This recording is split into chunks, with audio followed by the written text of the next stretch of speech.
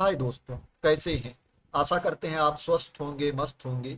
दोस्तों, रामकृष्ण मिश्र आश्रम नारायणपुर में वैकेंसी निकली है टीचर्स की प्लस अन्य स्टाफ की। शिक्षकों की भर्ती निकली है प्लस अन्य पदों के लिए भर्ती निकली है। उसी के बारे में मैं इंफॉर्मेशन देने जा रहा हूं इस वीडियो में। इसलिए इस वीडियो को स्टार्टिंग से लेकर के लास्ट तक जरूर देखना, जिससे कि अगर आप एलिजिबल हो और अप्लाई करना चाहते हो तो अप्लाई कर सकें और रामकृष्ण आश्रम में जॉब करने का, पढ़ाने का मौका पा सकें। तो दोस्तों देख लेते हैं किस पोस्ट के लिए वैकेंसी है। दोस्तों, ये जो वैकेंसी है शिक्षक के लिए है, पीटीआई के लिए है, क्राफ्ट शिक्षक के लिए है, सहायक शिक्षक विज्ञान के लिए है, छात्रावास अधीक्षक पुरुष के लिए है, महिला छात्रावास अधीक्षिका के लिए है, सहायक शिक्षक के लिए है, तबला शिक्षक के लिए है, जिम्नास्टिक शिक्षक की वैकेंसी है, प्रयोगशाला सहायक की वैकेंसी है, सहायक वर्ग 3 की वैकेंसी है, माली की वैकेंसी है, चतुर्थ श्रेणी नियमित की वैकेंसी है, चतुर्थ श्रेणी आकस्मिकता की वैकेंसी है, चौकीदार की वैकेंसी है, चौकीदार आकस्मिकता की वैकेंसी है, रसोइया की वैकेंसी है, विशेषज्ञ चर्म रोग की वैकेंसी है, सहायक शल्य चिकित्सक की वैकेंसी है। दोस्तों देख लेते हैं जो वैकेंसी है इनके लिए एलिजिबिलिटी क्राइटेरिया क्या डिसाइड की गई है, क्वालिफिकेशन क्या मांगा गया है। दोस्तों, ये जो वैकेंसी है शिक्षक की, इसके लिए न्यूनतम 45% अंकों के साथ स्नातक होना चाहिए, डीएड या बीएड होना चाहिए या बीएलएड होना चाहिए।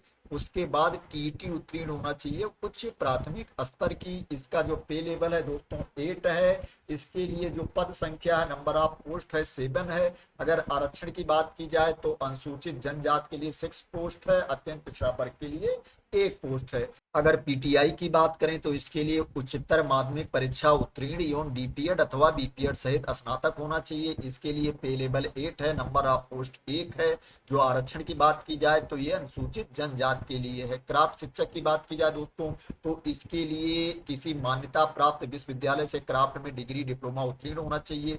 पे लेवल 8 है, नंबर ऑफ पोस्ट 1 है, अनुसूचित जनजाति के लिए है। सहायक शिक्षक विज्ञान की बात की जाए तो इसके लिए विज्ञान गणित विषय में न्यूनतम 45% अंकों के साथ उच्चतर माध्यमिक परीक्षा उत्तीर्ण होना चाहिए, बीएड या डीएलएड उत्तीर्ण होना चाहिए, टीईटी उत्तीर्ण होना चाहिए प्राथमिक स्तर की। छात्रावास अधीक्षक पुरुष की बात की जाए तो इसके लिए मान्यता प्राप्त विश्वविद्यालय संस्थान से स्नातक तथा कंप्यूटर प्रशिक्षित को अधिमान्यता दी जाएगी। अधिमान्यता का आशय कंप्यूटर ज्ञान प्रशिक्षित अभ्यर्थी को अधिमान्यता दिए जाने का आशय यह है कि प्रश्न पत्र में पूछे गए कंप्यूटर ज्ञान से संबंधित कुल अंकों के प्रश्न में 50% अंक करना अनिवार्य होगा। इसके लिए पे लेवल 6 है, पद संख्या 3 है, 1 अनुसूचित जनजाति के लिए है, 2 अनारक्षित के लिए है। इसके बाद दोस्तों अगर महिला छात्रावास अधीक्षिका की बात की जाए तो मान्यता प्राप्त विश्वविद्यालय संस्थान से स्नातक तथा कंप्यूटर प्रशिक्षित को अधिमान्यता दी जाएगी। दोस्तों स्नातक हैं, उसके बाद क्या है, अगर आपके पास कंप्यूटर का नॉलेज है तो आपको अधिमान्यता दी जाएगी। अधिमान्यता का आशय कंप्यूटर ज्ञान प्रशिक्षित अभ्यर्थी को अधिमान्यता दिए जाने का आशय ये है कि प्रश्न पत्र में पूछे गए कंप्यूटर ज्ञान से संबंधित कुल अंकों के प्रश्न में 50% अंक प्राप्त करना अनिवार्य होगा। इसके लिए पे लेवल 6 है। जो नंबर ऑफ पोस्ट है 1 है, ये अनारक्षित कैटेगरी के लिए है, रिजर्व कैटेगरी के लिए है। सहायक शिक्षक की बात की जाए तो न्यूनतम 45% अंकों के साथ उच्चतर माध्यमिक परीक्षा, डीएड या डीएलएड उत्तीर्ण होना चाहिए, टीईटी उत्तीर्ण होना चाहिए प्राथमिक स्तर की। इसके लिए पे लेवल 6 है, नंबर ऑफ पोस्ट 16 है। जो 10 अनुसूचित जनजाति के लिए है, 3 अनारक्षित के लिए है, 3 अत्यंत पिछड़ा वर्ग के लिए है। तबला शिक्षक की बात की जाए तो मान्यता प्राप्त विश्वविद्यालय से तबला विषय में डिग्री डिप्लोमा धारक होना चाहिए। इसके लिए पे लेवल 8 है, नंबर ऑफ पोस्ट 1 है और ये एक अनरिजर्व कैटेगरी में है। जिम्नास्टिक शिक्षक की बात की जाए तो जिम्नास्टिक प्रशिक्षण में डिप्लोमा बीपीएड धारक होना चाहिए। जिम्नास्टिक में एनआईएस या एमपीएस डिप्लोमा होना चाहिए। इसके लिए पे लेवल 6 है, नंबर ऑफ पोस्ट 1 है और ये एक अनरिजर्व कैटेगरी में है। अगर प्रयोगशाला सहायक की बात की जाए तो इसके लिए मान्यता प्राप्त बोर्ड से विज्ञान गणित विषय के साथ उच्चतर माध्यमिक परीक्षा उत्तीर्ण होना चाहिए। इसके लिए पे लेवल 4 है, 4 है, नंबर ऑफ पोस्ट 1 है, ये अनरिजर्व कैटेगरी में है। सहायक वर्ग 3 की बात की जाए तो मान्यता प्राप्त शिक्षा मंडल से 10+2 परीक्षा उत्तीर्ण होना चाहिए। मान्यता प्राप्त संस्था से डाटा एंट्री ऑपरेटर प्रोग्रामिंग में 1 वर्षीय डिप्लोमा होना चाहिए, प्रमाण पत्र होना चाहिए। कंप्यूटर में हिंदी टाइपिंग में 5000 की डिप्रेशन प्रति घंटा होना चाहिए। इसके लिए पे लेवल 4 है, नंबर ऑफ वैकेंसी 1 है। ये अनरिजर्व कैटेगरी में है दोस्तों। बहुत सारी वैकेंसी निकली है, कई तरह की पोस्ट के लिए वैकेंसी निकली है दोस्तों। माली के लिए वैकेंसी है, इसके लिए मान्यता प्राप्त संस्था बोर्ड से कक्षा 5वीं उत्तीर्ण होना चाहिए। इसके लिए पे लेवल 1 है, नंबर ऑफ पोस्ट 1 है। एक ये अनारक्षित कैटेगरी में है। चतुर्थ श्रेणी की नियमित वैकेंसी है दोस्तों। इसके लिए मान्यता प्राप्त संस्था बोर्ड से कक्षा 5वीं उत्तीर्ण होना चाहिए। पे लेवल 1 है, नंबर ऑफ पोस्ट 4 है। एक अनुसूचित जाति के लिए है, एक अनारक्षित के लिए है, एक अत्यंत पिछड़ा वर्ग के लिए है, एक अनुसूचित जनजाति के लिए है।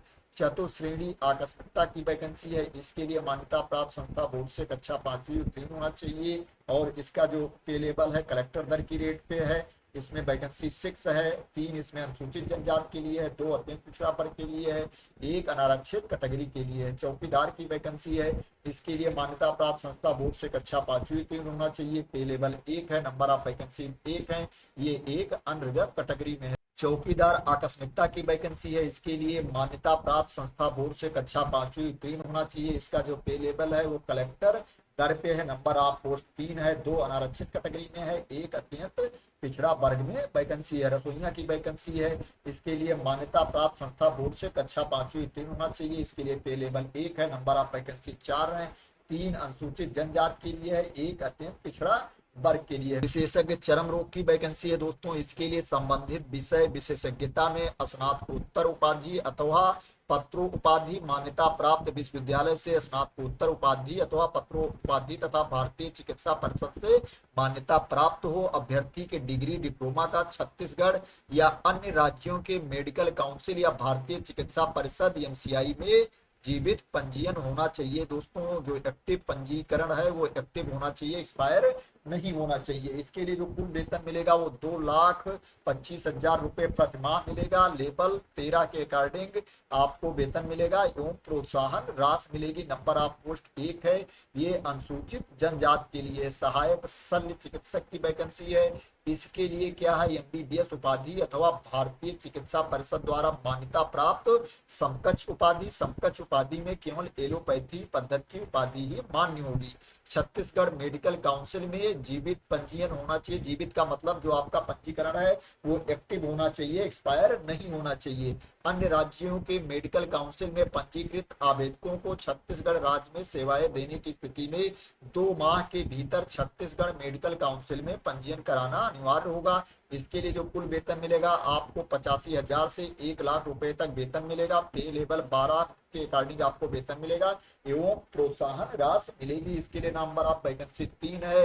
एक अनुसूचित जनजाति के लिए है, एक अत्यंत पिछड़ा वर्ग के लिए है और एक अनारक्षित के लिए अनरिजर्व कैटेगरी के लिए वैकेंसी है दोस्तों। जो आपको एप्लीकेशन करना है ओनली ऑनलाइन मोड में ही करना है। ऑफलाइन मोड में या दूसरे मोड से आपका एप्लीकेशन एक्सेप्ट नहीं किया जाएगा। क्या है, ऑनलाइन आवेदन करने के पूर्व जो अभ्यर्थी हैं पूरी तरह से चेक कर लें, दिशा निर्देशों को पढ़ लें कि वो एलिजिबल हैं कि नहीं है। उसमें लिखा है यदि कोई अभ्यर्थी परीक्षा फल घोषित होने के बाद भी अनर्ह पाया जाता है अथवा उसके द्वारा दी गई कोई भी जानकारी गलत पाई जाती है तो उसकी अभ्यर्थता चयन नियुक्ति अमान्य निरस्त किया जा सकेगा। दोस्तों क्या है, इसमें एप्लीकेशन की डेट तक आपको क्वालिफाई हो जाना चाहिए। जिस भी एग्जाम के लिए आपके पास डिग्री है, आप अप्लाई कर रहे हो उसके बेसिस पे, तो वो क्या है, जिस डेट में आप एप्लीकेशन कर रहे हो उसके पहले आपको क्वालिफाई हो जाना चाहिए। ये नहीं है कि बाद में आपको रिजल्ट का वेट करना है। वो नीचे दिया गया है, अभी मैं आपको उसको दिखा दूंगा। यहाँ पर और दिया गया दोस्तों, अगर एज की बात की गई है कि 1 जुलाई 2024 को न्यूनतम आयु विशेषज्ञ चरम रेग हेतु 25 वर्ष हो और अधिकतम 35 वर्ष की होनी चाहिए।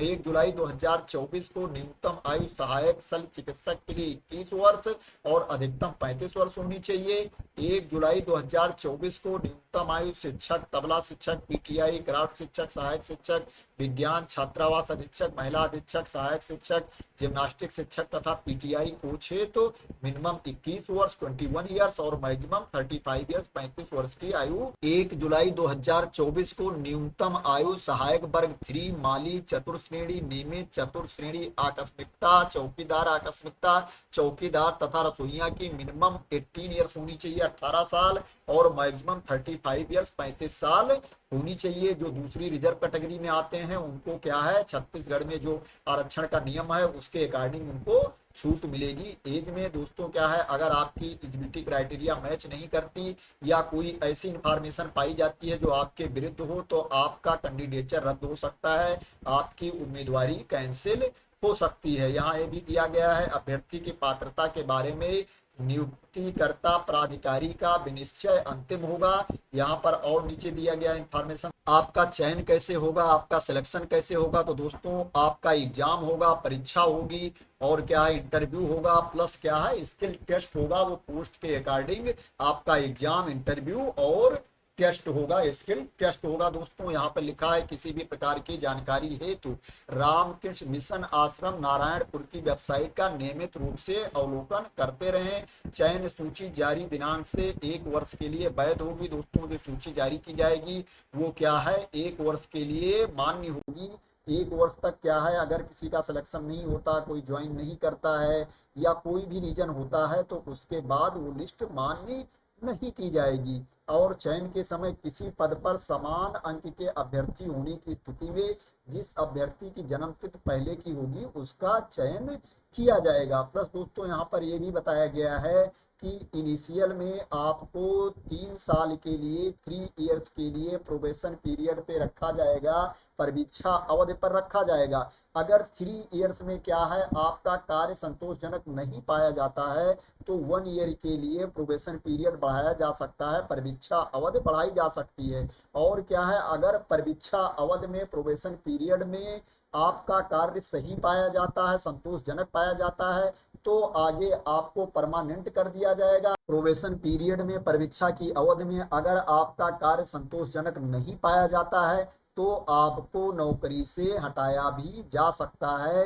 यहाँ पर साफ साफ लिखा है परीक्षा अवधि की कालावधि या बढ़ाई गई अवधि के दौरान या परीक्षा अवधि के अंत में यदि विभाग की राय में कोई विशिष्ट अभ्यर्थी अधिकारी बनने के योग्य ना हो तो ऐसे परीक्षाधीन की सेवाएं समाप्त की जा सकेंगी। परीक्षा अवधि के संबंध में शासन द्वारा समय समय पर जारी दिशा निर्देश लागू होंगे। दोस्तों यहाँ पर ये भी लिखा है जैसे मैंने अभी बताया था कि क्या है कि आपका जो रिजल्ट है, आपका जो क्वालिफिकेशन है जिसके बेसिस पे आप अप्लाई कर रहे हो, आवेदन करते टाइम तक, जिस डेट में आप आवेदन कर रहे हो आवेदन की लास्ट डेट तक आपको क्वालिफाई हो जाना चाहिए, रिजल्ट आ जाना चाहिए। यहाँ पर लिखा हुआ है अभ्यर्थी को आवश्यक न्यूनतम शैक्षणिक अर्हता एवं अन्य प्रमाण पत्र आवेदन करने के पूर्व ही हासिल करना अनिवार्य है।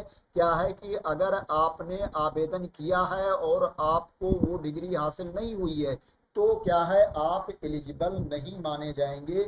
यहाँ पर साफ साफ लिखा हुआ है, अगेन क्लियर कर देता हूँ, अभ्यर्थी को आवश्यक न्यूनतम शैक्षणिक अर्हता एवं अन्य प्रमाण पत्र आवेदन करने के पूर्व ही हासिल करना अनिवार्य है। क्योंकि कई बार क्या होता है, लोग नीचे कमेंट करते रहते हैं कि हमारा रिजल्ट आने वाला है, अभी नहीं आया है, हम अप्लाई कर सकते हैं कि नहीं अप्लाई कर सकते हैं। तो दोस्तों ये पहले ही क्लियर कर दिया गया है। और यहाँ ये भी लिखा है ऐसे अभ्यर्थी जो एक से अधिक पद है तो चतुर्थ श्रेणी के पदों माली, चतुर्थ श्रेणी नियमित, चतुर्थ श्रेणी आकस्मिकता, चौकीदार आकस्मिकता, चौकीदार रसोईया को छोड़कर क्या है कि अगर आप एक से अधिक पद है तो आवेदन करना चाहते हैं तो उन्हें अलग अलग आवेदन प्रस्तुत करना होगा। दोस्तों यहाँ पर एक और इम्पोर्टेंट बात बोली गई है कि अभ्यर्थियों को छत्तीसगढ़ राज्य का मूल निवासी होना चाहिए। दोस्तों ये इम्पोर्टेंट इंफॉर्मेशन है। क्या है, जो दूसरे राज्य के मूल निवासी हैं वो अप्लाई नहीं कर पाएंगे। किसी को अप्लाई करने के लिए छत्तीसगढ़ का मूल निवासी होना चाहिए। एक्चुअली दोस्तों एक तरह से ये गलत है, छत्तीसगढ़ वालों के लिए तो सही है बट दूसरे राज्य के अभ्यर्थियों के लिए गलत है। क्या है कि ये वैकेंसी निकली है तो इसमें ऑप्शन होना चाहिए कि सभी राज्य वाले अप्लाई कर सकें, बट इसमें दिया गया है कि ओनली छत्तीसगढ़ राज्य वाले ही अप्लाई कर पाएंगे। और यहाँ पर ये दिया गया है अंग्रेजी माध्यम विद्यालय होने के कारण अंग्रेजी माध्यम उत्तीर्ण अभ्यर्थियों को प्राथमिकता दी जाएगी। दोस्तों स्कूल जो है इंग्लिश मीडियम है, इसलिए अगर क्या है कोई कैंडिडेट इंग्लिश मीडियम से क्वालिफाई है, पढ़ा हुआ है, तो उसको प्रेफरेंस दिया जाएगा। अभ्यर्थियों के चयन के संबंध में अंतिम निर्णय लेने का समस्त अधिकार नियोक्ता के पास सुरक्षित होगा। दोस्तों यहाँ पर ये भी दिया गया है, मेरिट सूची के अनुसार अभ्यर्थियों को दस्तावेज सत्यापन की सूचना एवं अन्य जानकारी संस्था के पोर्टल के माध्यम से ऑनलाइन दी जाएगी। अभ्यर्थी नियमित रूप से संस्था के पोर्टल का अवलोकन करते रहें। परीक्षा की तिथि संस्था द्वारा पृथक से वेबसाइट के माध्यम से जारी की जाएगी। परीक्षा सितंबर के तृतीय सप्ताह अथवा अक्टूबर के प्रथम सप्ताह में संभावित है। सीधी भर्ती हेतु इच्छुक आवेदक ऑनलाइन माध्यम से विज्ञापन जारी होने की तिथि से 15 दिवस के भीतर रामकृष्ण मिशन आश्रम की वेबसाइट के माध्यम से भर सकते हैं। दोस्तों आप ऑनलाइन अप्लाई कर सकते हो, वेबसाइट पर जाके अप्लाई कर सकते हो। अभी मैं दिखा दूंगा आप कहां से अप्लाई कर सकते हो। नियुक्ति के पश्चात अभ्यर्थियों को 1 माह के भीतर संबंधित जिले के पुलिस अधीक्षक कार्यालय से चरित्र सत्यापन करवाकर अनिवार्य रूप से संस्था में जमा करना होगा। सचिव रामकृष्ण मिशन आश्रम नारायणपुर। तो दोस्तों ये वैकेंसी निकली है रामकृष्ण आश्रम नारायणपुर में, जिसमें क्या है शिक्षकों की भर्ती है प्लस दूसरे स्टाफ की भी भर्ती है। अगर आप एलिजिबल हो, अप्लाई करना चाहते हो तो अप्लाई कर सकते हो दोस्तों, कि ये काफी अच्छा मौका है क्योंकि इसमें सैलरी भी आपको अच्छी मिलेगी, प्लस ये पोस्ट परमानेंट है। अगर क्या है प्रोबेशन पीरियड में आपका वर्क होता है, उससे क्या है जो विभाग सेटिस्फाई हो जाता है, संतुष्ट हो जाता है, तो आपको परमानेंट भी किया जा सकता है दोस्तों। तो इसलिए बहुत अच्छी वैकेंसी है। आपको क्या है कि 15 सितंबर तक एप्लीकेशन फिल कर देना है। जो ऑनलाइन एप्लीकेशन फिल करने की लास्ट डेट है वो 15 सितंबर है। 15 सितंबर 2024 एप्लीकेशन की लास्ट डेट है दोस्तों। और आपको बता देता हूं कैसे आप अप्लाई कर सकते हो दोस्तों। जो अभी मैंने वेबसाइट ओपन कर रखी थी उस पर जाना है आपको। सबसे पहले वेबसाइट आपने ओपन कर लिया। जब वेबसाइट ओपन कर लोगे तो क्या है यहाँ पर नीचे जाओगे, नीचे यहाँ साफ साफ दिया गया है। पहले तो ये शॉर्ट नोटिस दिया गया है। अगर इसमें कौन शॉर्ट इन्फॉर्मेशन है दोस्तों, अगर आप रिक्रूटमेंट वाले में जाओगे तो आपको वहां पे रिक्रूटमेंट में नहीं मिलेगा। अगर रिक्रूटमेंट में आप क्लिक करोगे देखोगे दोस्तों यहाँ पर ये इन्फॉर्मेशन नहीं दी गई है। यहाँ पर आपको इन्फॉर्मेशन नहीं मिलेगी। आपको रिक्रूटमेंट पे नहीं जाना है, सिंपल वेबसाइट पे जाना है। ये नोटिस दिया गया है जो शॉर्ट नोटिस है, इसमें देख सकते हो कि इन्फॉर्मेशन दी गई है पोस्ट के बारे में।